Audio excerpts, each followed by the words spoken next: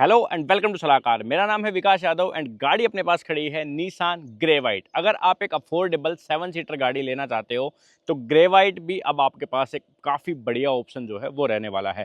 Grey white का price start होता है 5,65,000 रुपए से एंड टॉप एंड वेरिएंट का प्राइस जाता है लगभग 8.5-9 लाख रुपए के करीब। फिलहाल हमारे पास मैनुअल में ये गाड़ी है, पेट्रोल में है। मैं इसको 5-6 दिन से ड्राइव कर रहा हूँ एंड इस वीडियो में बताने वाला हूँ कि क्या चीज़ें मुझे इस गाड़ी के बारे में अच्छी लगी और क्या इसके कुछ नेगेटिव्स जो है वो रहने वाले हैं। फीचर्स वगैरह के साथ साथ इसका ड्राइव रिव्यू भी जो है वो इस वीडियो में होने वाला है। तो ये वाली चाबी मिलेगी आपको इस गाड़ी के साथ। ये एक कार्ड की टाइप होने वाली है। चाबी आपको जेब से निकालने की जरूरत नहीं पड़ेगी क्योंकि जैसे ही आप गाड़ी के पास जाओगे, देखना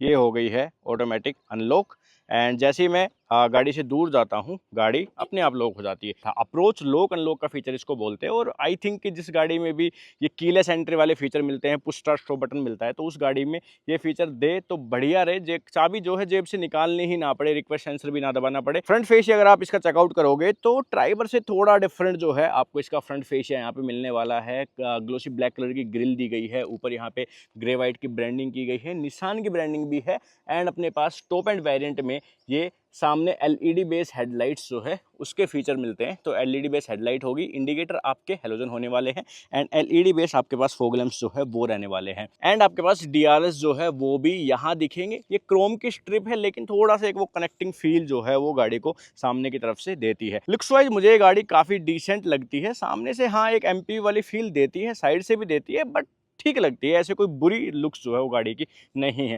देन आप जो ये ऑरेंज एक्सेंट देख रहे हो ये आपको लिमिटेड एडिशन वेरिएंट्स में मिलेगा। सो ये लिमिटेड एडिशन वेरिएंट है। 4 से 5 चीज़ें एक्सेसरी की चीज़ें जो है वो यहाँ पे एडिशनल है। तो ये अगर लिमिटेड एडिशन ख़त्म भी हो जाते हैं तो बाद में भी आप कुछ एक चीज़ें कंपनी से ले सकते हो, ठीक है। देन अपने पास साइड डिज़ाइन पे आओगे तो साइड से आपको पता चलेगा कि जी हाँ एक एमपीवी है ये और काफ़ी ऐसे लंबी जो है वो आपको ये शेप इसकी दिखने वाली है। यहाँ पे जो व्हील्स लगाए गए हैं ये अलॉय व्हील नहीं है, स्टील रिम है, लेकिन व्हील कवर्स के साथ आते हैं। वो स्टाइल्ड व्हील जिनको बोलते हैं वो वाले हैं।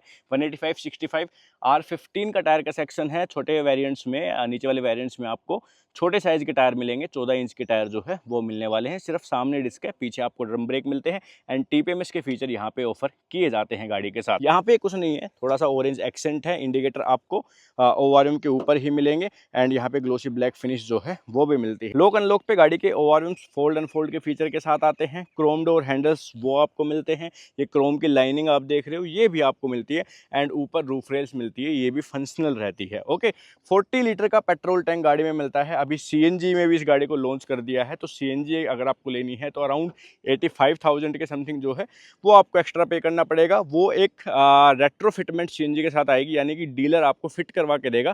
फैक्ट्री फिटेड सीएनजी वो नहीं है, तो उस चीज़ का आपको थोड़ा ध्यान रखना है। देन यहाँ पे पीछे वाली लाइटें एलईडी और हेलोजन का कॉम्बिनेशन है। इंडिकेटर वही हेलोजन है और लाइटें आपके पास एलईडी बेस मिलती है। वाइपर डिफोगर के फीचर आपके पास आ जाते हैं एंड अपने पास रिवर्स पार्किंग कैमरा जो है उसके फीचर भी मिलते हैं।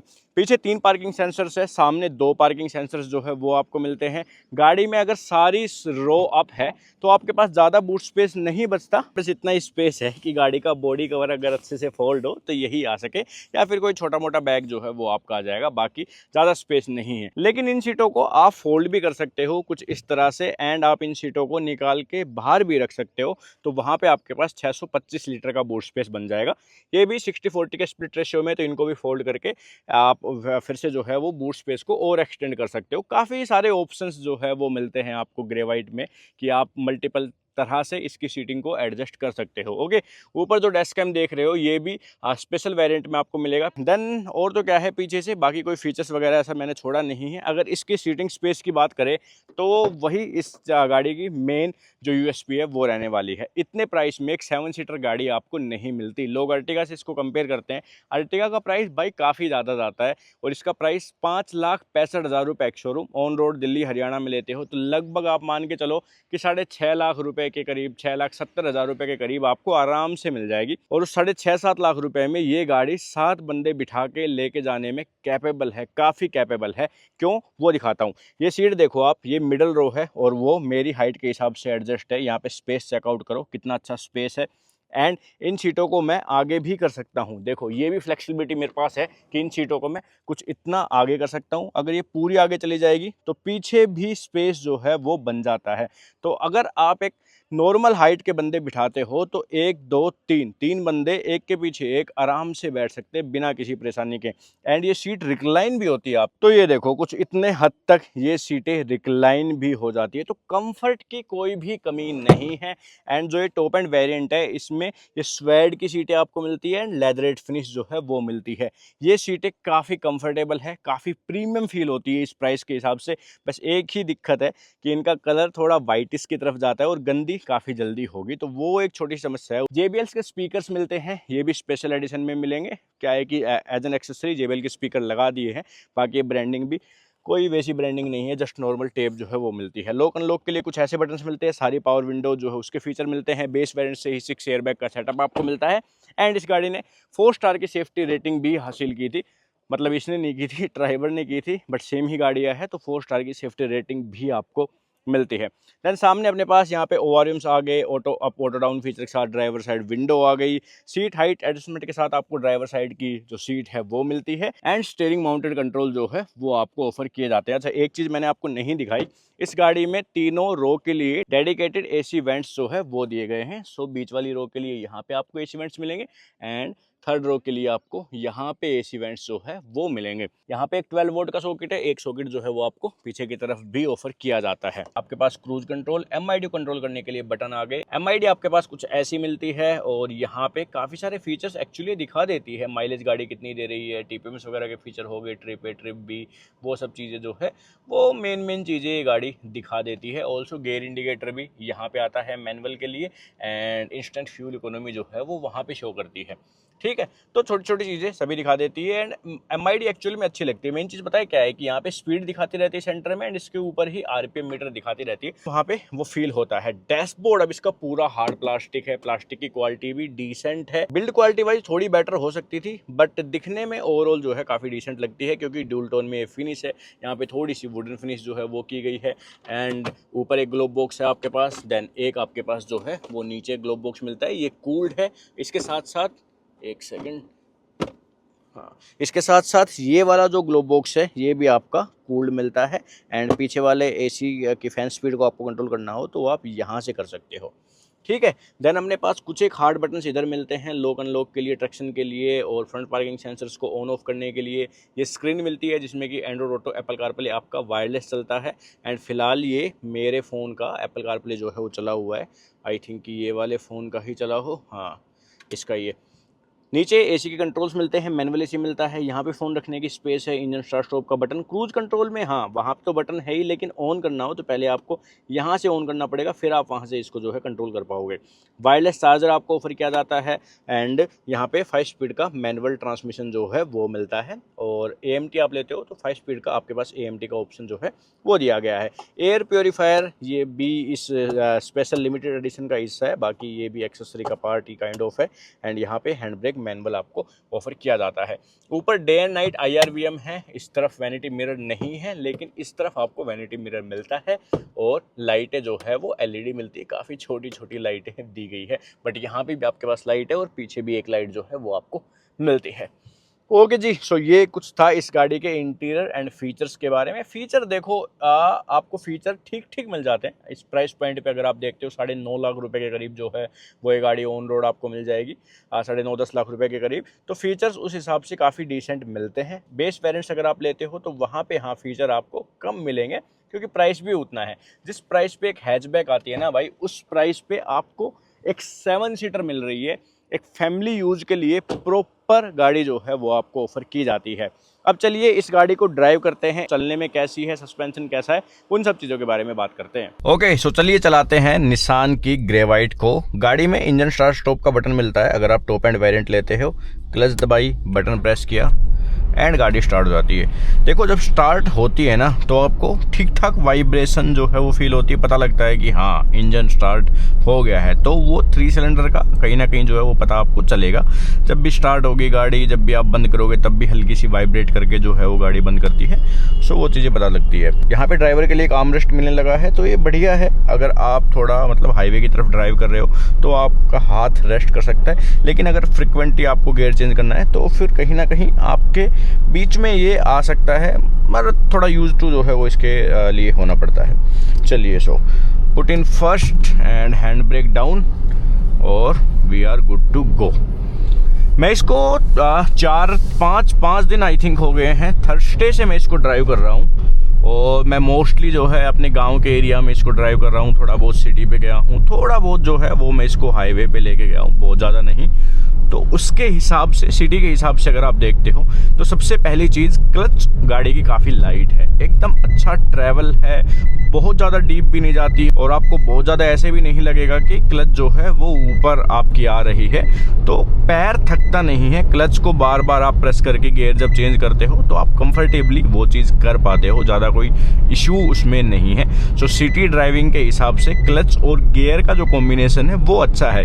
थोड़ा सा ना मुझे ये गियर ना स्कॉर्पियो क्लासिक की पता नहीं क्यों याद दिलाता है, क्योंकि इसका उस हिसाब का ट्रैवल है। ये देखो अभी 3rd में है, 4th में करूँ काफ़ी पीछे तक जो है वो जाता है, तो वो थोड़ी फील आती है एसयूवी वाली। ओवरऑल गियर स्मूथ है, लेकिन फिर भी वो हल्का सा जो नोचीनेस है ना इस गियर लीवर का, वो आपको थोड़ी वो अच्छी फील देगा, जो कि आपको जनरली एसयूवीज वगैरह में मिलते हैं। मोस्टली महिंद्रा की गाड़ियों में गियर चेंज में जो आपको फील मिलता है ना, वो कहीं ना कहीं फील ये देता है। अब मुझे ऐसा लग रहा है, पता नहीं आपको ये फील हो ना हो, वो एक डिफरेंट चीज़ है। चलिए अपन NH48 पे आ गए। हालांकि ये हाईवे से ज़्यादा सिटी वाला माहौल जो है वो हमें देता है चलाने के लिए गाड़ी। अब यहाँ से जितना मैं आगे तक जाऊँगा, अराउंड 7 से 8 किलोमीटर मेरे को जाना है। ये बिल्कुल एकदम सिटी वाली फील ही देगा। ट्रैफिक जो है वो कहीं पे जाम मिलेगा और धीरे धीरे ही ट्रैफिक इस पे चलता रहता है। पहले सेगमेंट से शुरुआत करते हैं, विजिबिलिटी। तो गाड़ी ओवरऑल जब आप ड्राइवर सीट पे बैठते हो तो डैशबोर्ड का एरिया आपको काफ़ी एक वाइड जो है वो फील देने वाला है। डैशबोर्ड काफ़ी बड़ा आपको लगता है, लेकिन बोनट एरिया आपको विजिबल नहीं रहता, क्योंकि बोनट जो है वो इसका थोड़ा स्लोप में है, तो बोनट बिल्कुल भी आपको नहीं दिखेगा। हालांकि बहुत बड़ा बोनट इस गाड़ी का नहीं है, तो आपको कोई भी एज सच इशू नहीं आएगा। लेकिन हाँ, डैशबोर्ड एरिया काफ़ी बड़ा लगता है। यहाँ पे पूरा ब्लैक प्लास्टिक मटेरियल जो है वो यूज किया गया है, एंड उसके नीचे थोड़ा dual tone kind of finish है।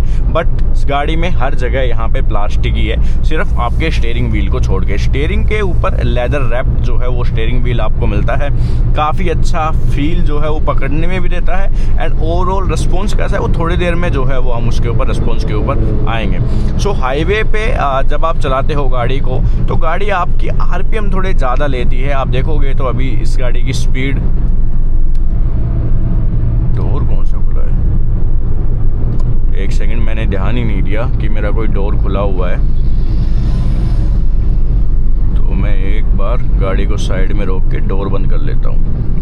ये चीज़ भी अच्छी है कि डोर की वार्निंग जो है वो आती रहे। अब ये बीप, आई थिंक इसने स्टार्टिंग में बीप किया था, बट मैंने सोचा कि मेरे बैग रखने की वजह से ये सीट बेल्ट की वार्निंग दे रही है, बट ऐसा नहीं था, गाड़ी डोर की ही वार्निंग मुझे दे रही थी।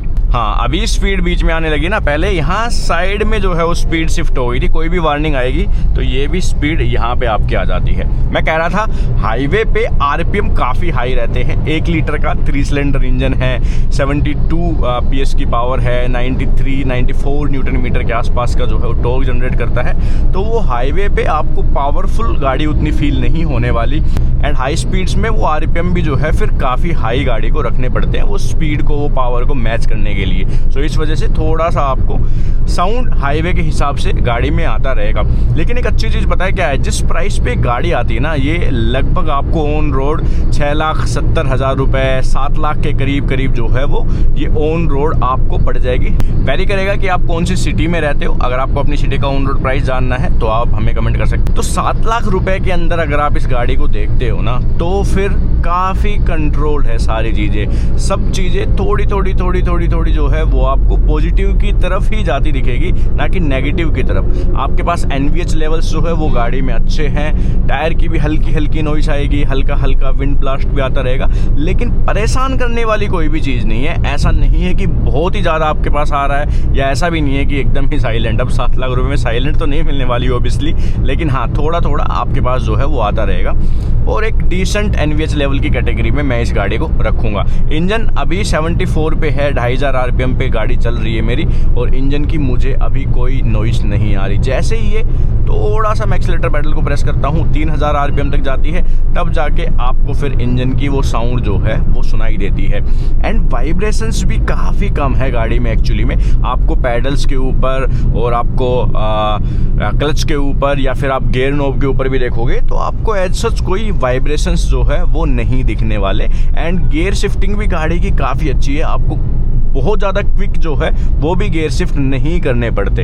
हाँ सिटी में थोड़ा आपको ये है कि बम्पर टू बम्पर ट्रैफिक में फिर आपको गियर चेंज भी करने पड़ेंगे, क्योंकि जब गाड़ी फर्स्ट गियर में रहती है तो वो RPM जो है वो 1000 के आसपास होते हैं। जैसे ही आप उठाते हो थोड़ा सा ही उठते के साथ ही गाड़ी जो है वो 2000 RPM के ऊपर चली जाती है। एंड देन फिर आपको सेकंड गियर लगाने की ज़रूरत वहाँ पे पड़ती है। और पता नहीं भाई लोगों को कितनी जल्दी है, कहाँ ही चले जाएंगे। तो ये हरियाणा नंबर गाड़ी पे जो हरियाणा लिखवा के घूम रहे हैं ना, इनका तो लॉजिक ही मेरे को समझ नहीं आ रहा भाई, क्या चक्कर है। या तो आप कहीं विदेश में हो, कुछ और ही गाड़ी आपने ले रखी है, वहाँ पे आपको बताना हो कि जी I am belong to Haryana, तो अच्छा लगता है। हरियाणा में घूमेंगे, हरियाणा नंबर की गाड़ी है और उसके ऊपर भी हरियाणा लिखवा के घूम रहे हैं। अभी देखो सिटी में अगर आप हो ना, और जब भी आप गाड़ी को उठाओगे तो फिर आपको यहाँ पे वाइब्रेशंस जो है वो मिलती है। आइडल में गाड़ी खड़ी रहेगी तो भी आपको वाइब्रेशंस जो है वो महसूस होगी, लेकिन एक बार ये अपनी स्पीड को पकड़ लेती है, देन उसके बाद आपके पास फिर वाइब्रेशंस जो है वो चली जाती है। ना स्टीयरिंग के ऊपर रहती है, ना ही नीचे पैडल्स के ऊपर आपको कोई भी वाइब्रेशंस रहती है। लेकिन लो स्पीड में आपको वाइब्रेशन पता चलेगा। अगर आपकी गाड़ी फुल लोड है तो आपको थोड़ा और अच्छे तरीके से जो है वो वाइब्रेशंस महसूस होगी। मैंने 8 लोगों को बिठा के भी जो है ये गाड़ी चलाई है, ज़्यादा दूर नहीं, बस मैं 5-7 किलोमीटर ही लेके गया था। लेकिन वो रास्ता ऐसा था खड्डे वाला, और एकदम ये मान लो कि धीरे धीरे स्पीड पे गाड़ी चलती थी, बार बार जो है वो gear up shift down shift मेरे को करने पड़ रहे थे, तो वहाँ पे वाइब्रेशंस कहीं ना कहीं ज़्यादा जो है वो फील हो रही थी गाड़ी में। वैसे एक चीज़ अच्छी थी कि 8 लोग थे, अगर मेरे पास कोई 5 सीटर गाड़ी होती तो मैं उन सबको बिठा के नहीं लेके जा पाता, और उनमें से कुछ लोगों को फिर दूसरी गाड़ी के लिए वेट करना पड़ता। तो ये एक फ़ायदा होता है, अगर आपके पास एक 7 सीटर गाड़ी है तो आप 6, 7, 8 लोग भी जो है वो बिठा के थोड़ी बहुत दूर आराम से लेके जा सकते हो। सब खुश रहते हैं फिर कि हाँ चलो एक ही गाड़ी में हम सारे आ गए, तो ये फ़ायदा होता है इसका। अर्टिगा से इसको लोग कंपेयर करते रहते हैं, मैंने एक रील भी डाली है। अर्टिगा से भाई क्यों कंपेयर करना है आपको इस गाड़ी को। अर्टिगा जहाँ पे शुरू होती है वहाँ पे इसका टॉप एंड वेरिएंट ख़त्म होता है।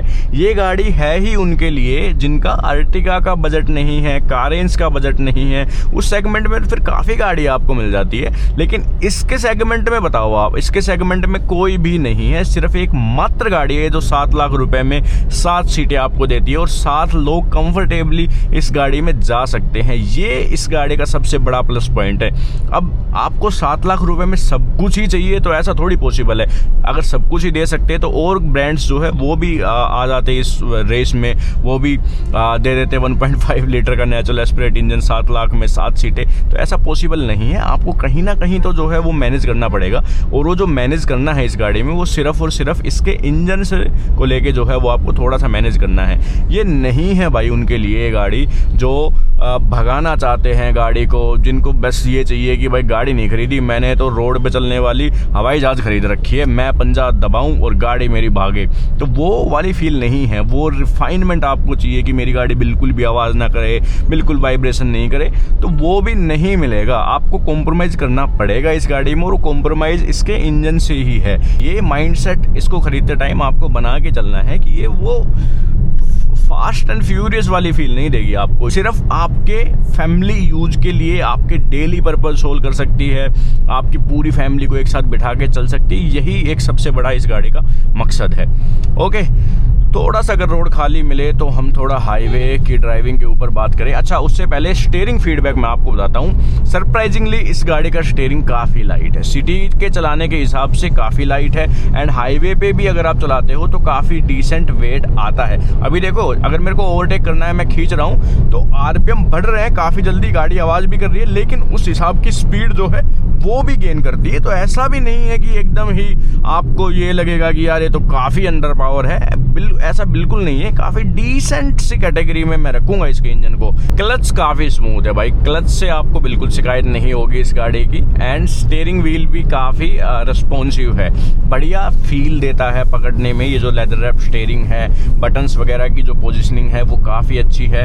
अभी देखो हम 5th गियर में है एंड गाड़ी अपनी 78-79 है और आरपीएम जो है वो लगभग आई थिंक 90 पे 3000 आरपीएम के आसपास जो है वो कंज्यूम कर लेगी। हाँ बिल्कुल, अभी 2700-2800 आरपीएम जो है वो 80 की स्पीड पे ये गाड़ी कंज्यूम कर रही है। देन राइड क्वालिटी की अगर बात करें ना, तो सस्पेंशन सॉफ्ट की कैटेगरी में आते हैं, तो हाईवे पे उतना कॉन्फिडेंस आपको नहीं देते। अगर आप इसमें सिंगल चल रहे हो तो आपको उतना कॉन्फिडेंस नहीं देंगे, लेकिन हाँ अगर आपकी गाड़ी में बैठे हैं 5-6 लोग तो फिर वो सस्पेंशन उस हिसाब से हाईवे पे बिहेव करते हैं। गाड़ी उछलती हुई आपको बिल्कुल नहीं लगती, आपको लगता है कि हाँ स्टेबल चल रही है। लेकिन सिटी में अगर आप सिंगल चलते हो तो इसका फ़ायदा आपको होता है, ब्रेकर जो है वो अच्छे से जंप करती है, उतना झटका नहीं लगता है। जो गड्ढे वाले रास्ते हैं वहाँ पे भी गाड़ी जो है वो सस्पेंशन काफ़ी अच्छे से बिहेव करते हैं। आवाज़ आपको आएगी सस्पेंशन की, जब भी कोई गड्ढा जंप करेगी या फिर कोई ब्रेकर जंप कर जाएगी तो आवाज़ आपको आएगी, लेकिन वो लैंडिंग है ना वो काफ़ी स्मूथ तरीके से गाड़ी के अंदर होती है। तो ओवरऑल सस्पेंशन के मामले में भी जो है वो गाड़ी ठीक ठाक है। थोड़ा एक मेरे को ये है कि मैं आज जो बता रहा था आपको, 8 लोग बिठा के मैं थोड़ा गया था गड्ढे वाले रास्तों पे, तो वो पत्थर से जो है उस रास्ते पे पड़े हुए थे। वहाँ पे जब गाड़ी हिल रही थी ना तो इसका पूरा डैशबोर्ड जो है वो वाइब्रेट कर रहा था। तो कहीं ना कहीं जो मटेरियल क्वालिटी है, प्लास्टिक की क्वालिटी है या फिर ओवरऑल जो बिल्ड क्वालिटी है वो उतनी स्ट्रॉन्ग जो है वो आपको नहीं फील होगी। इवन जब आप इसके डोर वगैरह ओपन करोगे तो आपको लगेंगे कि हाँ थोड़े हल्के डोर है। गाड़ी को 4 स्टार की सेफ्टी रेटिंग मिली हुई है, गाड़ी 4 स्टार सेफ्टी रेटेड है, लेकिन फिर भी वो एक मटेरियल क्वालिटी थोड़ी आपको हल्की फील होती है। अब माइलेज मुझे कितनी दे रही है वो मैं आपको दिखाता हूँ। मैंने कोई बिल्कुल इसको माइलेज ओरिएंटेड जो है वो तरीके से नहीं चलाया है और मोस्टली इसको सिटी ड्राइव गाँव के रास्तों पर ही यूज किया है। एंड ये 13.6 किलोमीटर पर लीटर की माइलेज जो है वो मुझे दिखा रही है और मोस्टली आपको ये इतने के करीब माइलेज दे देगी। मैं ये नहीं कहूँगा कि भाई ये 19-20 की माइलेज देती है, 19-20 की माइलेज नहीं देती है, पर हाँ आपको आराम से 13, 14, 15 का माइलेज जो है ये गाड़ी निकाल के देगी, जिसमें कि आप ये भी नहीं है कि बम्पर टू बम्पर ट्रैफिक में ही चल रहे हो, बट एक नॉर्मल सिटी स्पीड पे आप चल रहे हो, थोड़ा बहुत आप हाईवे पे भी जा रहे हो तो आराम से 15, 14, 15 का माइलेज जो है वो आप इस गाड़ी से निकाल पाओगे। एंड ड्राइविंग द मोटर, वाह 6000 आरपीएम तक जाती है। ओहो काफी तेज झटका।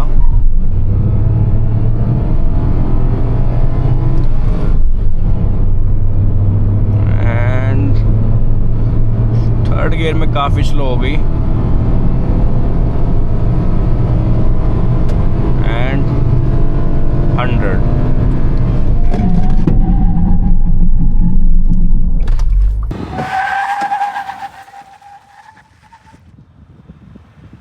सो ब्रेकिंग तो अच्छी की थी,